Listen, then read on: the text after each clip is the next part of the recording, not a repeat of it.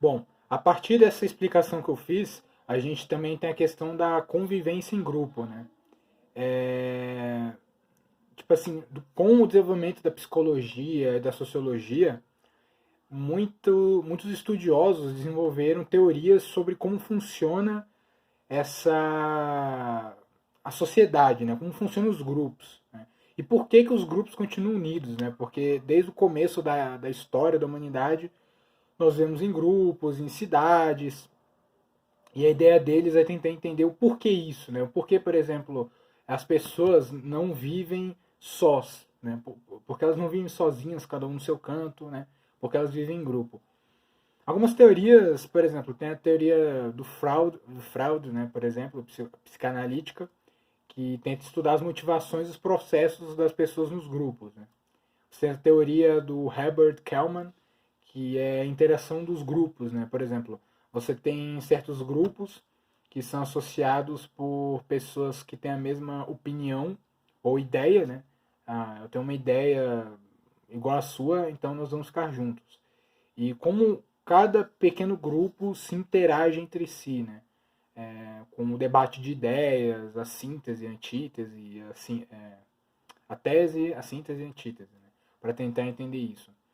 Também tem o teorema de Bayes, seria a teoria da interação, que diz que um grupo, na verdade, eles são de pessoas que só interagem entre si, né? Isso aí a gente poderia, digamos assim, levar, porque, por exemplo, às vezes uma cidade nós não temos uma. Por exemplo, às vezes eu posso não interagir com uma pessoa de um outro prédio. Eu só interajo com pessoas da minha família ou os meus vizinhos do meu andar, né? Então, a cidade, por exemplo, seria formada por pequenos grupos, né? Um amontoado de pequenos grupos. Mas hoje, eu acho que a dinâmica de grupo, né? Não é acho, isso é um fato. Ela é muito usada para seleção de candidatos para empregos. Porque hoje o cara ele quer entender como funciona um grupo trabalhando. Né? Porque, tipo assim, as empresas hoje é isso. São times que vão desenvolvendo trabalhos, projetos, e você tem que entender como tudo isso se relaciona. Geralmente, quando você tem um processo de seleção, o, os selecionadores, né, os gerentes, geralmente o pessoal da RH, eles procuram tentar entender o seu comportamento em diversas situações. Né?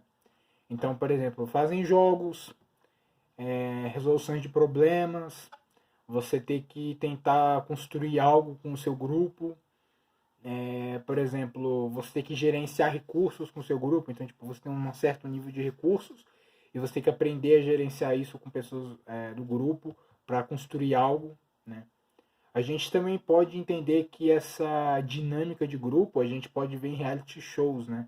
Como os Big Brothers da vida, que não é um experimento, mas se você vê, são pessoas que estão em um grupo e elas têm um jogo, né? Onde cada uma vai sendo eliminada conforme o tempo e elas têm que jogar este jogo para tentar fazer alianças, as pessoas que melhor conseguem jogar para conseguir chegar no final e ganhar o prêmio, né? Isso também é interessante porque esses jogos eles mostram a natureza do indivíduo e como ele é afetado por situações exteriores a ele. Né? Não algo, por exemplo, ele em frente ao computador fazendo um teste.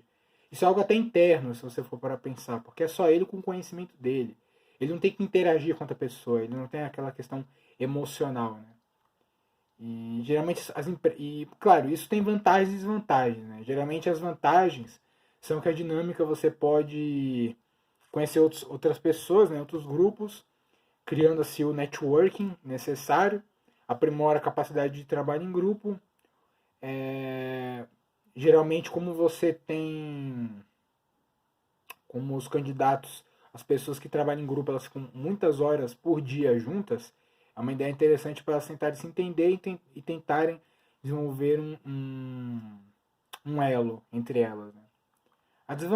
Assim, as desvantagens que o pessoal do RH, as pessoas de RH geralmente falam, é que as dinâmicas em grupo elas não são muito boas para você, digamos, explorar ao máximo uma pessoa, entendeu? Porque você não consegue realmente, tipo assim, você não consegue avaliar ela no todo ali. Qual é o, digamos, o conhecimento máximo dela? Qual é, digamos assim, os limites dessa pessoa? Porque geralmente quando ela está em grupo, ela nunca chega no limite dela, vamos assim dizer. Porque ela está distribuindo o trabalho, então fica algo mais nivelado, entendeu? Para você entender limites humanos, acaba não sendo tão útil assim. Mas, no geral, a dinâmica de grupo ela é algo que permeia mesmo a cultura das empresas hoje. E não tem como. As dinâmicas de grupo e a convivência em grupo faz parte do ser humano. Né? O ser humano ele é um ser social, um ser coletivo. Então, nada mais justo que você avaliar esse princípio dele, entendeu? E tentar chegar em alguma solução a partir disso. Né? Eu acho que é isso que a gente pode falar sobre a dinâmica de grupo mesmo.